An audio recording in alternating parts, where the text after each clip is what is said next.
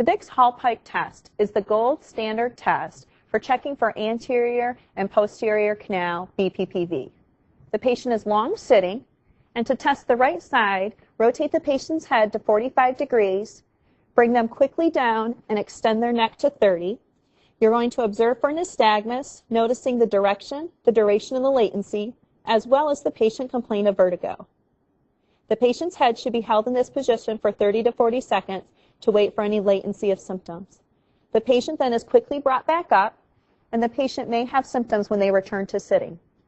To test for left side involvement, I'm going to rotate their head to the left 45 degrees. This time I'm going to show you with an example of sitting down on a rolling stool. Again, the person is brought down very quickly with the neck extended to 30 degrees.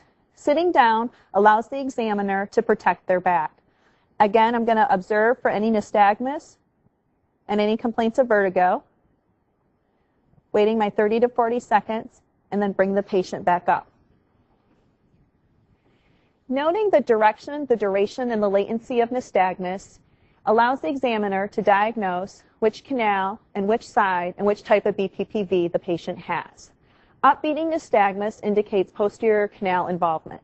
Downbeating nystagmus indicates anterior canal involvement. Direction of torsion tells me which ear. If the direction of torsion is to the right, it is to the right ear. If the direction of torsion is to the left, it's the left ear.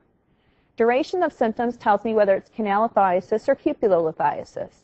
In canalithiasis, the duration of symptoms is less than 1 minute, and in cupulolithiasis, the duration of symptoms is greater than 1 minute.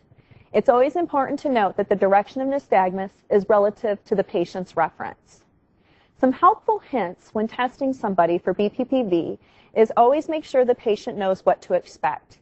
Ensure that the patient knows that they will be moved quickly and that you expect their eyes to be open. Let the patient know that they may experience their symptoms, and if they do, you will be keeping them in that position until their symptoms subside. It's also important to keep soft hands with the patients. This concludes testing for the Hallpike.